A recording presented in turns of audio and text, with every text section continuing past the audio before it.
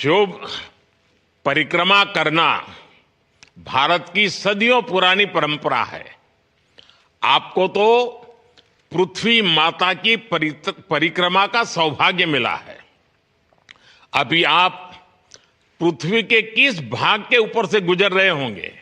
जी प्रधानमंत्री जी, इस समय तो मेरे पास ये इंफॉर्मेशन उपलब्ध नहीं है, लेकिन थोड़ी देर पहले मैं खिड़की से, विंडो से बाहर देख रहा था, तो हम लोग हवाई के ऊपर से गुजर रहे थे।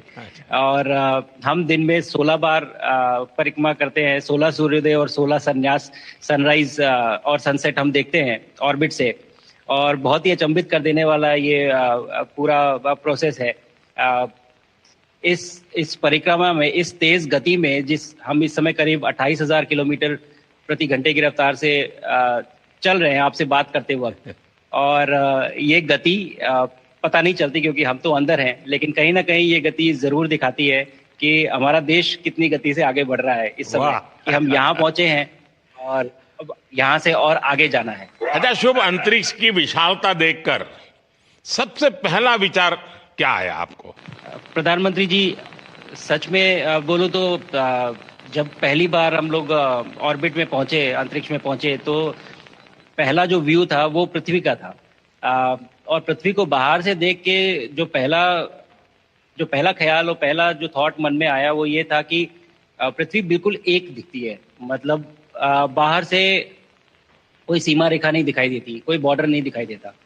और दूसरी चीज जो बहुत नोटिसेबल थी, जब पहली बार भारत को देखा, तो हम मैप पे पढ़ते हैं भारत को, हम देखते हैं बाकी देशों का आकार कितना बड़ा है, हमारा आकार कैसा है, वो मैप पे देखते हैं। लेकिन वो सही नहीं होता, क्योंकि वो एक हम 3D ऑब्जेक्ट को 2D यानी पेपर पे हम उतारते हैं। भारत सच में बहुत भव्य दिखता है, बहुत बड़ा दिखता है, जितना हम मैप पे देखते हैं उससे कहीं ज्यादा बड़ा। और जो वननेस की फीलिंग है, पृथ्वी की वननेस की फीलिंग है, जो हमारा भी मोटो है कि अनेकता में एकता, वो बिल्कुल उसका महत्व ऐसा समझ में आता है बाहर से देखने में कि लगता है कि कोई बॉर्डर एग्जिस्ट ही नहीं करता, कोई राज्य नहीं एग्जिस्ट करता, कंट्रीज नहीं एग्जिस्ट करती। फाइनली हम सब ह्यूमैनिटी का पार्ट है और अर्थ हमारा एक घर है और हम सब के सब उसके सिटीजन्स हैं। शुभांशु, स्पेस स्टेशन पर जाने वाले आप पहले भारतीय हैं। आपने जबरदस्त मेहनत की है, लंबी ट्रेनिंग करके गए हैं। अब आप रियल सिचुएशन में है, सच में अंतरिक्ष में है। वहां की परिस्थितियां कितनी अलग हैं, कैसे एडप्ट कर रहे हैं? यहाँ पे तो सब कुछ ही अलग है प्रधानमंत्री जी। ट्रेनिंग की हमने पिछले पूरे 1 साल में। सारे सिस्टम्स के बारे में मुझे पता था, सारे प्रोसेस के बारे में मुझे पता था, एक्सपेरिमेंट्स के बारे में मुझे पता था। लेकिन यहाँ आते ही सडनली सब चेंज हो गया।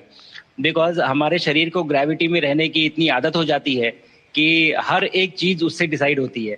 पर यहाँ आने के बाद चूंकि ग्रेविटी माइक्रो ग्रेविटी है, एब्सेंट है, तो छोटी छोटी चीजें भी बहुत मुश्किल हो जाती हैं। अभी आपसे बात करते वक्त मैंने अपने पैरों को बांध रखा है, नहीं तो मैं ऊपर चला जाऊंगा। और माइक को भी जैसे छोटी चीजें हैं, इसको छोड़ के दूं तो भी ये ऐसे फ्लोट करता रहता है। पानी पीना, पैदल चलना, सोना बहुत बड़ा चैलेंज है। आप छत पे सो सकते हैं, आप दीवारों पे सो सकते हैं, आप जमीन पे सो सकते हैं। तो पता सब कुछ होता है प्रधानमंत्री जी। ट्रेनिंग अच्छी है, लेकिन वातावरण चेंज होता है तो थोड़ा सा यूज टू होने में 1-2 दिन लगते हैं, बट फिर ठीक हो जाता है। भारत की ताकत साइंस और स्पिरिचुअलिटी दोनों है। आप अंतरिक्ष यात्रा पर हैं, लेकिन भारत की यात्रा भी चल रही होगी। भीतर में भारत दौड़ता होगा। क्या उस माहौल में मेडिटेशन और माइंडफुलनेस का लाभ भी मिलता है क्या? जी प्रधानमंत्री जी, मैं बिल्कुल सहमत हूँ। मैं कहीं ना कहीं ये मानता हूँ कि भारत ऑलरेडी दौड़ रहा है और ये मिशन तो केवल एक पहली सीढ़ी है उस एक बड़ी दौड़ का। और हम जरूर आगे पहुंच रहे हैं और अंतरिक्ष में हमारे खुद के स्टेशन भी होंगे और बहुत सारे लोग पहुंचेंगे। और माइंडफुलनेस का भी बहुत फर्क पड़ता है।